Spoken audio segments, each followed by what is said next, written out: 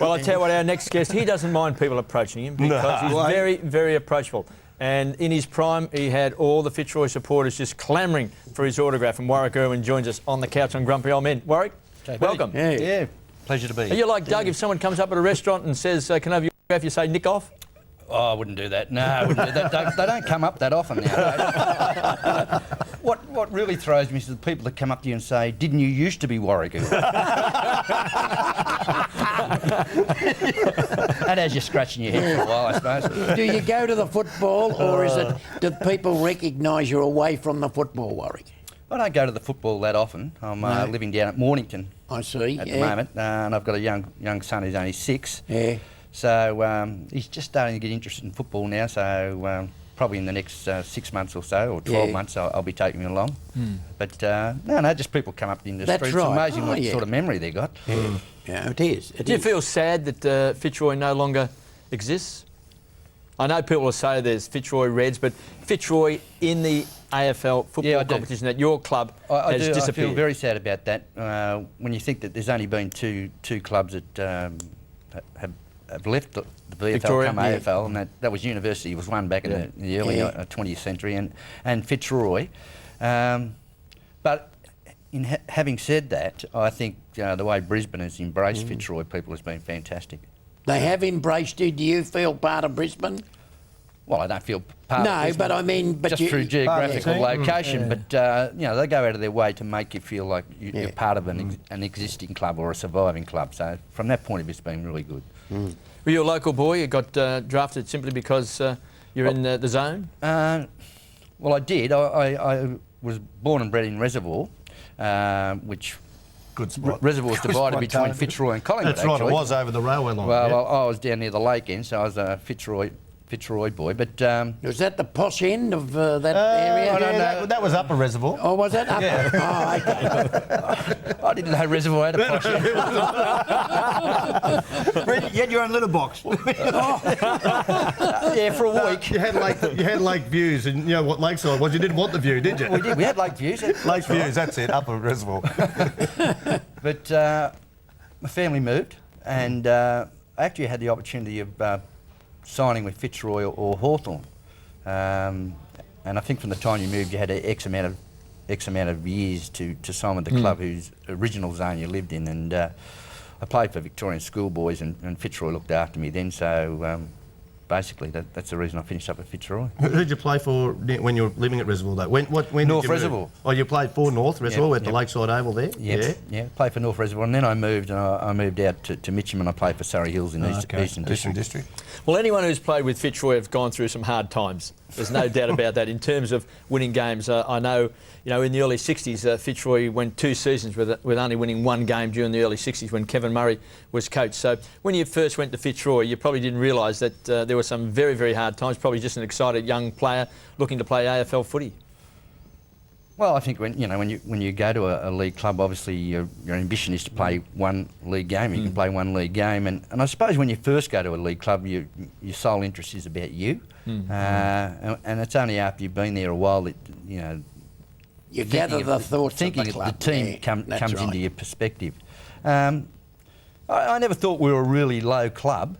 I just thought that we had a pretty good team, but we just didn't win many games. You used to enjoy going to play with Fitzroy. That was the most important I think that's what it was all about, and I think the supporters assisted in that regard. I mean, I hear about clubs saying that they're a family club, like Hawthorn was a family club, but geez, Fitzroy was a family club, and it didn't matter whether you played good, bad or indifferent, the supporters treated you the same. And from a player's perspective, that was important, I think. Why couldn't you win games, Warwick? You just said you had a very good side. Well, which you did, Fitzroy, particularly the early, the late 70s and early 80s. Well, in the early days, in the 70s, I think most of our good players were small players. Gary Wilson. And I think small players probably keep you in the game for X amount of time, but in the end, it's the big blokes who win the game. And we lacked a few of those, and it wasn't until we started getting blokes like, we put Bernie down forward, we got Robert Walls, we got Alexander as a ruckman, and we picked up a couple of fair backmen, or very good backmen in Merrigan and Serafini and Pert and Ruse and those sorts of blokes. that when you got that balance of good big men and good middle-sized players, that's when they really had their opportunity. When Roos and Pert came to the club, were they champions in the embryo stage, or were they just landed and they could play? No, I think those players you mentioned went through the under-19s, and you could see at the under-19s they just stood out. They were going to be out-and-out champions right from day one. Yeah. The hard thing about Fitzroy was they developed these players. And then someone would steal them. But they didn't have the finances to keep them. They were a great breeding ground for players, but the players couldn't afford to stay That's a marvellous thing. Now, let me just say this to you here. In the last couple of weeks, one fella in particular was offered $6 million for 5 years. You think that would have tempted you, Doug? Where do I go? Where do I sign? I'm going. What about you, Tony? Do you think it's great for the game? At the level that I played, I think that they would have been ridiculous, and I might have taken it. You know, not knowing that it's not like today. But I thought it was a great effort that person knocked it back and said, "I wanted to play with the club that gave me the opportunity." Well, Warwick, what do you feel about money, that sort of money coming into the game? Is it good? Is it good for the rest of his team, or is it good for, you know, what is the story with huge money like that? I think we can get out of proportion to, you know, it is I know it's a business, but it is a game. From the players' perspective, they're only in that game for X amount of years, and they've got to make out of it what they can. But I think in Jonathan Brown's situation, he's quite happy with what he's making. Well, he's probably doing reasonably well. I don't think he's looking for his next dollar. No, that's right. Actually, there was a time at Fitzroy, wasn't there, Warwick, that Fitzroy was so broke, and it was at the time when you could actually sell players and make a few dollars, that there was a transfer list that Fitzroy players were being sold, you know, willy-nilly, or certainly their names were being bandied around to be sold. Gary Wilson and John Murphy and Warwick Irwin. It must have been a bit off-putting. It was a little bit nerve-wracking. Nerve-wracking. At that stage, and these stories were through the papers quite regularly, and the club never at any stage came up and said, "Look, don't worry about those stories. They're not true. It's just paper talk." And actually, I spoke to Gary Wilson one day, and he said, "God, you wouldn't want to believe what happened to me last night." I said, "What's that?" He said, "I got a call from North Melbourne. They asked me if I wanted to go." I said, "Well, I'm playing for Fitzroy." They said, "Yeah, but they said you can come. It's up to you." He said, "Tell you what, mate, take your phone off the hook. Never answer it."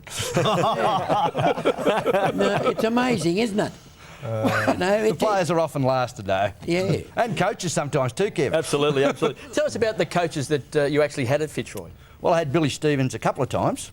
He started and then what an 8-year break or something, wasn't it? Started and he was my second last coach at. I had Graham Donaldson, Kevin Rose, Graham Campbell, then Billy again, and Robert Walls. So you probably had Graham Campbell and Billy Stephen a couple of times. He had the Graham Campbell. Not Graham? He was 3 in a row, 3 or 4 years in a row, I think, Graham Campbell. Graham was just so enthusiastic. Yeah. The enthusiasm couldn't help but rub off. I mean, Billy Stevens was fantastic with young kids. Yep. He could develop A young father players. figure. Yeah, very, very good in that respect. Robert Walls was a real thinker and a motivator, and was probably the person responsible. Probably came to Fitzroy too late to have a real impact, but when he came, he changed the way that Fitzroy as a football club operated. Was it hard to accept Robert as a coach when he'd been a player, a teammate? No, in actual fact, there was a meeting of senior players at Fitzroy down at the old Melbourne Motor Ring, and we were told that Alan Jeans was going to coach Fitzroy. And at the time we knew that Wolsey was interested, and we said, "Look, I think what you should do is you should give Robert Walls the courtesy of going and interviewing me anyway." So they did, and as it turns out, he got the job, but that was the year I left. Yeah, that's when you came to Collingwood. Just about Warwick. I remember Warwick as a player. Now, if we're going to compare you to a current player now playing, probably Nigel Lappin, I remember you with silky skills. I mean, both sides of the body, fantastic. Yeah. But you're good overhead. You're a very good overhead, Warwick, for your size. Is that a fair call? Probably early on. I couldn't jump at the end. But in your day, when you were playing your best footy, you're marking for your size. I thought you were terrific in overhead. Did I play on you, Doug? I would be minded maybe, maybe the late 70s, early 80s, but you were very silky skills and good overhead.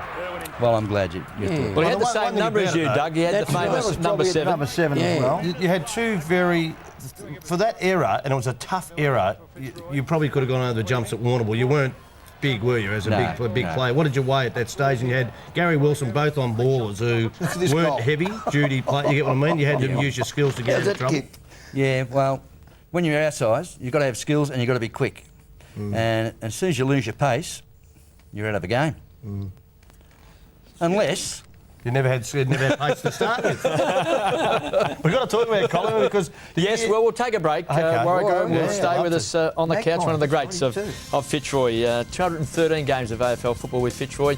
Did have a little rest from Fitzroy and did go to Collingwood and played there along with Tony Shaw, and we'll talk about that when we come back on Grumpy Old Men. Gets it within inside the confines of the boundary. Whoops. Won't come out. Knocked on by Weatherman. The handball into Irwin's arms. He has a look. It's not a bad kick. It's coming round beautifully. Great goal. Great goal. Oh, love that. Well, you know when you're a very good player because if you wore number 7 at your previous club, then you go to another club and they You give you get the same 7. number 7, you know that you're a very good player. Yeah. But you wanted to ask him a question.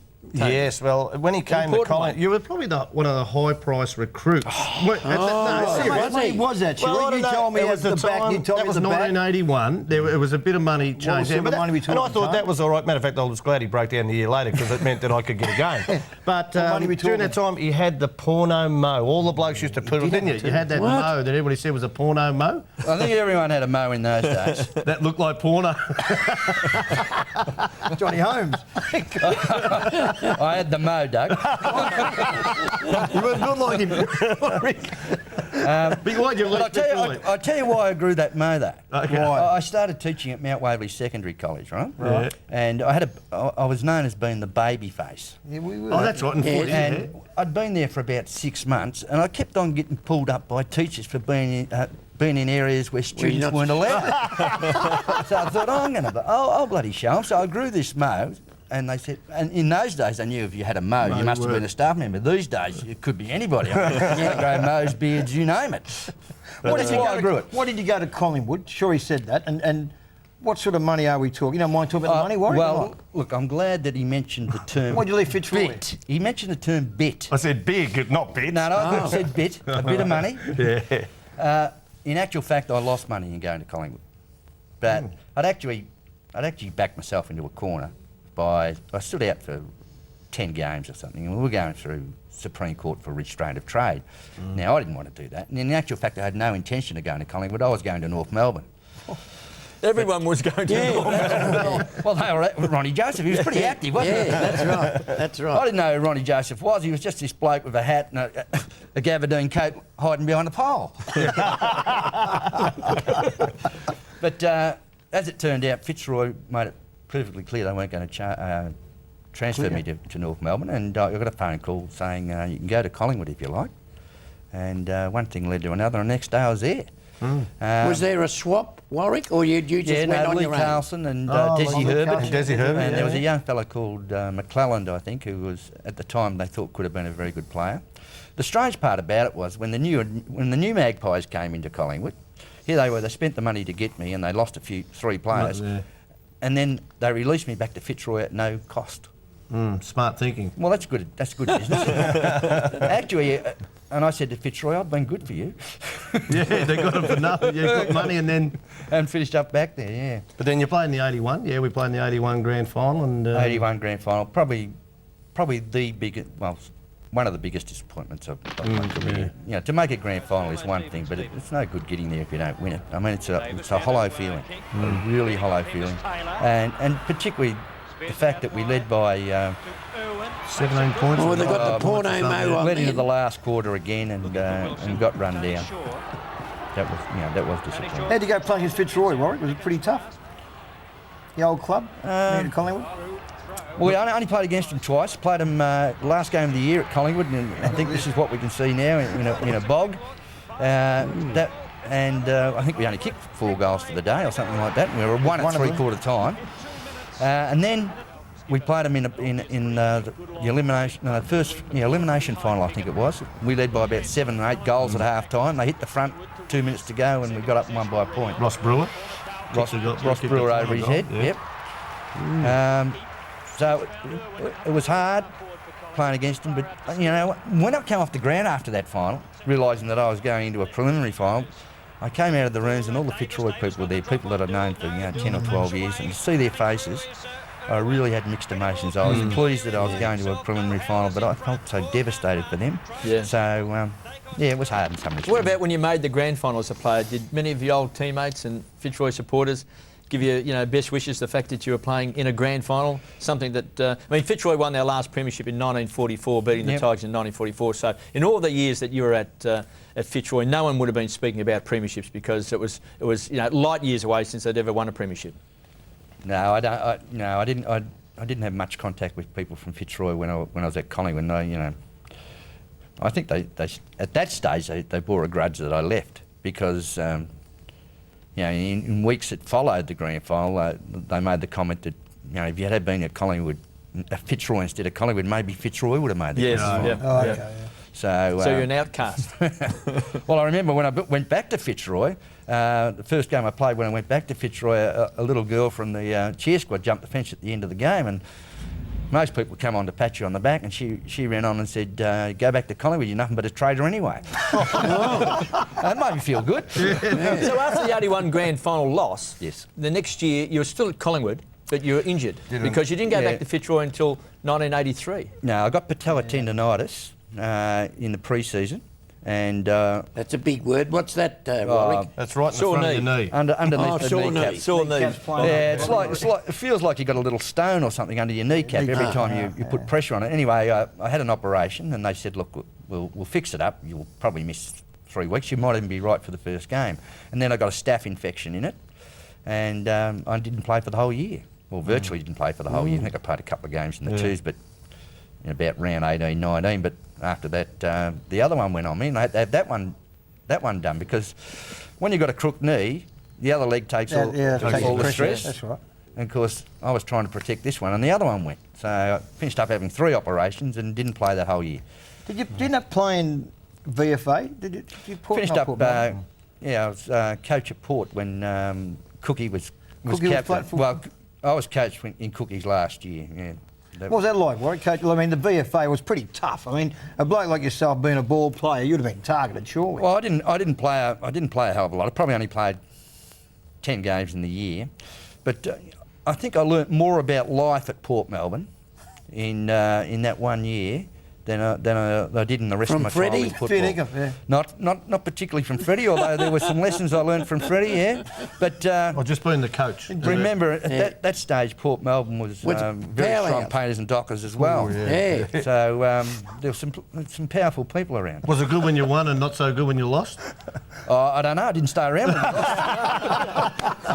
lost. But my mates used to like coming down for the scones and cream, and they used to think that was fantastic. And because their mate was the coach, they felt pretty safe. I said, well, don't hang around if we lose. Well, I think Tommy Lath, when he was coach at Port Melbourne, he actually got arrested by the police one day, Bob, didn't he? And they put him in handcuffs and took him away. They didn't have the coach, he was in the divvy van. Oh, dear. When you went to Collingwood, did you notice a great difference going to Collingwood as distinct as being at Fitzroy, a side that had been down for a long time? Not that Collingwood had a lot of premiership success at that particular point in time. They had the collywobbles and couldn't win finals. Well, we had been there. They had been there, but not grand finals. Couldn't win grand finals. I think the thing that stood out to me about Collingwood from a materialistic point of view, here was Collingwood was supposed to be a very rich club and had everything, and yet when I went down there, and remember my experience of Collingwood had been in the visitors' rooms, which aren't too flash. Not too good. And then I walked into the administration of the Collingwood area and to the players' area there, and it wasn't any better than Fitzroy if it was as good as Fitzroy. No, you're right. Yeah. So that really came as a little bit of a shock to me, but I thought it'd be hard going to Collingwood, particularly when there were players involved in the transfer, because they've got a lot of friends in that at Collingwood, and they sort of look at you with. You don't know really what they're thinking. I've got to doff my cap to your brother Ray. Ray was the first bloke who came up to me when I went into Collingwood rooms, and he congratulated me, made me feel welcome, and that sort of broke the ice a little bit. But, you would have thought there was a premiership coming with you, and it just didn't happen. That was, seeing the quality of player with you. Well, to this day, Collingwood supporters have never forgiven me for the way I played. And look, I can understand that to a certain extent when you go there with a big reputation and supposedly on a bit of money. I think you're a bit hard on yourself there. But the point was, you know, I missed the first 10 games of the year, hadn't done a pre-season, missed the first 10 games of the year, and we all know how important pre-season is, let alone giving them 10 games start. Absolutely. And Tommy's training methods came as a real shock to me because, I mean, he used to just drill fitness into you, fitness. And if you went in there undermanned to start with, I was sore most of the times at Collingwood. I was sore. Can you relate to just that, Kev? Just fine. I can relate. I had fantastic 10 years under Tommy. We won 4 premierships. We absolutely loved it. We absolutely loved Look, it. there was nothing wrong with his training, but I just wasn't ready for it. Yeah. Just finally, you're a school teacher when you were playing? Are you still a school teacher? Still a school teacher and still at the same school, Mount Waverley Secondary College. So to all those people out at Mount Waverley, and I've got a few mates that said to say hello to Denny, to Chris, to Sean. And you taught the likes of Jeff Hogg, went on to captain Richmond, and Dean Jones, who went on to captain Victoria. So, well, that's right. A couple of big scalps there. Yes, but I did hear a story on Rex Hunt's show the other day. And a kid rang up, and they were talking about Warwick Irwin, and Rex was saying, he was, you know, Warwick Irwin was a very good player. And this kid rang up, and he said, yeah, Warwick Irwin was a very good player, was he? Well, I'll tell you something. I had him as a school teacher. He wasn't a very good school teacher. I usually get the bagging for the football side, you know. Warwick, thanks for joining us on Grumpy Old Men. Great to catch up with one of the greats of Fitzroy. Just a short career for a little bit of money. Yeah, a little bit. Collingwood. We'll take a break on Grumpy Old Men. When we come back,